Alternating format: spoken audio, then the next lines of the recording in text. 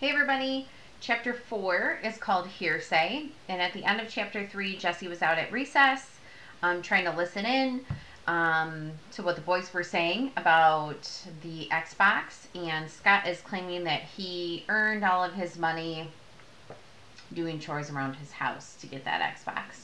So chapter 4 is called Hearsay, and hearsay means quoting someone else's words when that person is not present to say whether those words are true, rumor. That's odd the way that that's written. Let me read that one more time. Quoting someone else's words when that person is not present to say whether those words are true. It also means a rumor. That's what they're meaning right there. Hearsay is not allowed as evidence in a court of law. So if you haven't heard someone say something themselves, it's hearsay.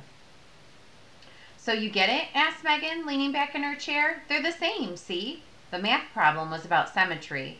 There were 5 different shapes drawn on the page, and for each one, Evan had to figure out if the shape was symmetrical or not. If it was, he had to draw a line of symmetry. Megan had already done the first one to show him how. There's a picture.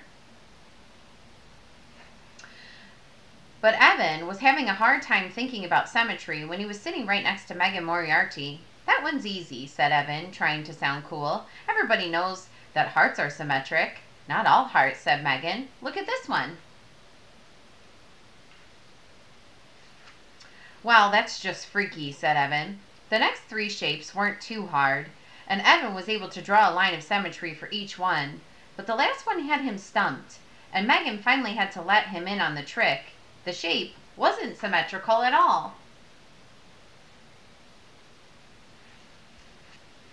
It looks like it should work, said Megan, but it never does, no matter where you draw the line. Jessie showed me that. She's a math genius, huh? Evan didn't say anything. Having a sister who was smart enough to skip a whole grade was like having a best friend who was a basketball star. It made you look bad by comparison. Hey, Evan, said Megan, dropping her voice and leaning in even closer. They both looked over at Mrs. Overton, who was talking on the class phone. Evan could smell the coconut shampoo Megan used in her hair. It made him think of ice cream at the Big Dipper. How do you think Scott Spencer got the money for that 2020? The nice floaty feeling leaked out of Evan. Scott Spencer? Huh? Said Evan. I know what you mean, said Megan, sitting back and twirling her hair. He always acts so nice when the teacher's around. But then, he's really mean in the halls. Yeah, that's Scott, mumbled Evan. You know, said Megan, leaning in again, Scott once told me his mother makes $10 a minute. Do you believe that? Evan thought of the Spencer's house and the vacations they took every year, skiing and the Caribbean and even Europe, and he didn't doubt it for a second. Sure, he said, you should see where he lives. I heard he has a new TV that's as big as the whiteboard.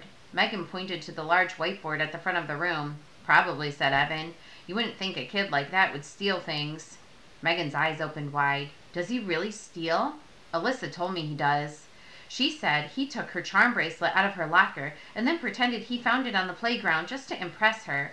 But I don't know if that's true. Evan was dying to tell her that Scott had stolen $208 from him, but he couldn't.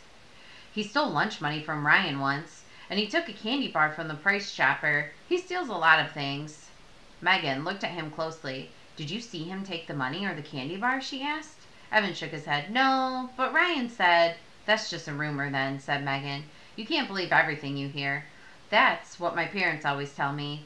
If you knew him like I do, you'd think it was true too. Maybe, said Megan, but I don't listen to rumors. People probably say things about me that aren't true, and about you too. Evan wondered if that was so. What would people say about him? Did his friends talk about him behind his back? He didn't like to think about that. But what Megan said got him thinking about the missing money. Evan never actually saw Scott take the money, but he had told everyone, Paul and Ryan and Adam and Jack, that Scott had taken it. And they'd all believed him because it was true. Evan was sure of it. You have to know Scott, Evan said, shaking his head again. But he could hear his mother's voice. Rumors are like pigeons. They fly everywhere and make a mess wherever they go. And that is the end of chapter 4. I'll be back tomorrow with chapter 5. Bye, guys.